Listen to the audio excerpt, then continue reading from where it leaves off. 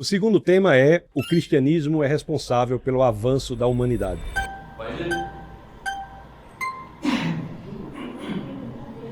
Nome Cristiano. Agora, alguma coisa está errada porque o nome do irmão é Cristiano. Olha.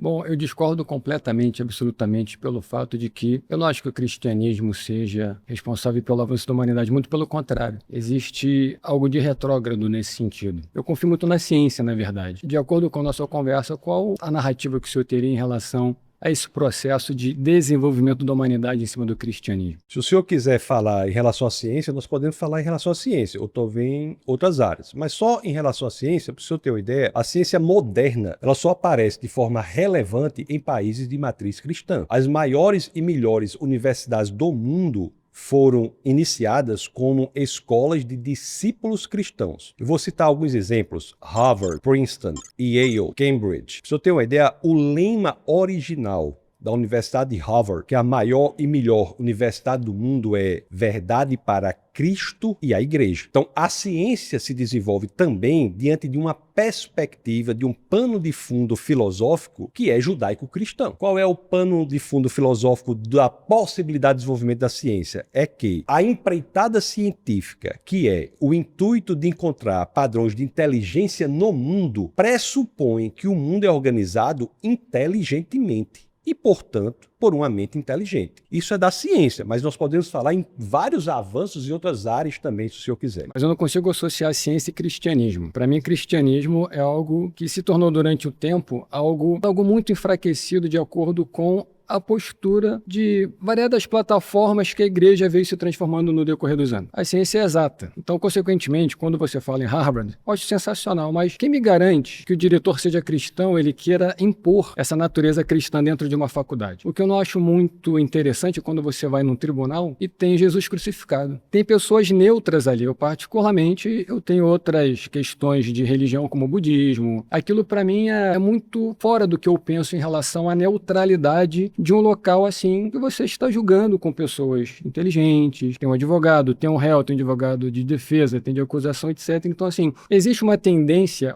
na verdade, existe uma atitude tendenciosa em relação à sociedade para nos impor o cristianismo? Não é o que me parece se nós analisarmos as evidências. As universidades públicas hoje, você pode fazer qualquer manifestação religiosa sem muito problema, mas se for fazer alguma manifestação do ponto de vista cristão, haverá dificuldades a serem enfrentadas. Mesmo que nós vivamos em um país que é, em sua grande maioria, cristão. Nós temos aqui nas universidades, que foi por onde o senhor começou falando, uma predominância anticristã. Isso é dado. E digo mais, o Estado laico é uma conquista do cristianismo. Lutero tem cartas escritas à princesa da Saxônia defendendo que o homem deveria ser livre para ensinar por qualquer livro, inclusive a Bíblia. Então, o infanticídio, enaltecimento do tratamento da mulher, se você quiser, Jesus Cristo, quando trata com a mulher samaritana, enaltece a condição da mulher. Interessante quando o senhor fala em mulher, por exemplo. Faz parte realmente do desenvolvimento da humanidade? Porque a igreja, ela força o não uso da camisinha, que é algo absurdamente necessário. Se tiver um estupro, por exemplo, a criança nascer, a igreja força com que a família fique com aquela criança, mesmo que seja indesejada. Desenvolvimento tem na sociedade em relação a isso. Eu acho que é um retrógrado completo. Não há nada nas escrituras que nos digam que nós devemos forçar uma família a ficar com uma criança. O que nós devemos defender enquanto cristãos é que nós não devemos matar um bebê intrauterino, ainda mais quando ele não tem a menor condição de defesa. Essa é a grande questão. Ter o filho e dar para adoção não é crime no Brasil. Agora, eu discordo respeitosamente do senhor dizer que a igreja força. A igreja não força ninguém. A igreja orienta, porque o valor do ser humano é intrínseco. Isso graças ao que as escrituras dizem em Gênesis capítulo 1, verso 27. Inclusive, todos